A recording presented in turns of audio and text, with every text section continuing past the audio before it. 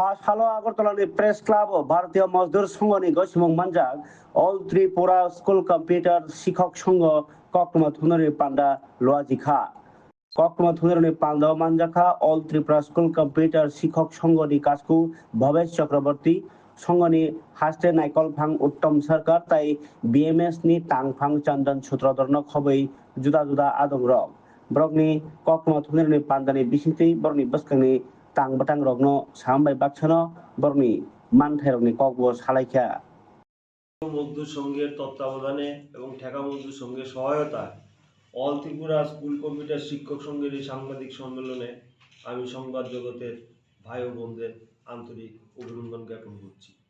আজকে সাংবাদিক সম্মেলনের মূল লক্ষ্য এবং উদ্দেশ্য সম্পর্কে আমি বলতে চাই, বিগত কিছুদিনে আমাদের রাজ্যের জনপ্রিয় মুখ্যমন্ত্রী শ্রী মানিক সাহা কর্তৃক নেওয়া শ্রমিক এবং কর্মচারীমুখী কিছু সিদ্ধান্তের জন্য ধন্যবাদ জ্ঞাপন করা এবং তৎসঙ্গে নতুন কিছু বিষয়ে ওনার দৃষ্টি আকর্ষণ করা।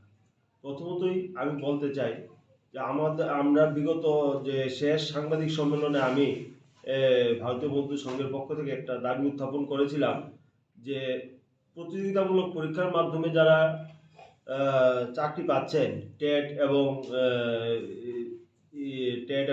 জেআরবিটির যে চাকরিগুলি হচ্ছে প্রথম দিন থেকেই রেগুলার স্কেল দেওয়ার দাবি। এবং গতকালকে আমরা দেখতে পেলাম যে হাইকোর্টের ডিভিশন বেঞ্চ, মাননীয় হাইকোর্টের ডিভিশন বেঞ্চ একই রায় দিয়েছে যে ওদেরকে শুরু থেকেই স্কেল দিতে হবে।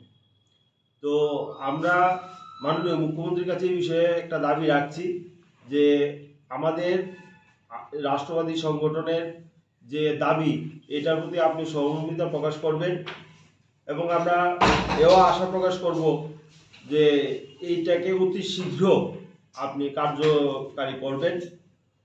আর দ্বিতীয়ত আমাদের আরেকটা ছিল যে বিগত কিছুদিন পূর্বে প্রমোশনে যে রিজার্ভেশনের যে বিষয়ে একটা নোটিফিকেশন জারি হয়েছে যে প্রমোশনগুলি রেগুলারাইজেশন করা হয়েছে, এই বিষয়ে কিছু স্পষ্টতার অভাব আছে।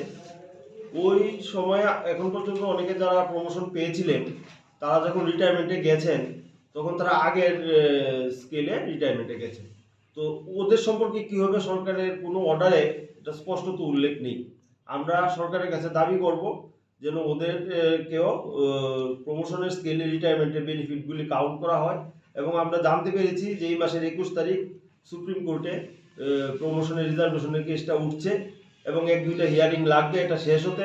আমরা সরকারের কাছে দাবি রাখব যে মাননীয় সুপ্রিম কোর্ট যে রায় দেখ না কেন সেই রায়টাকে ত্রিপুরার মধ্যে যথাশীঘ্র কার্যকর করার উদ্যোগ যেন আমাদের মাননীয় মুখ্যমন্ত্রী গ্রহণ করে।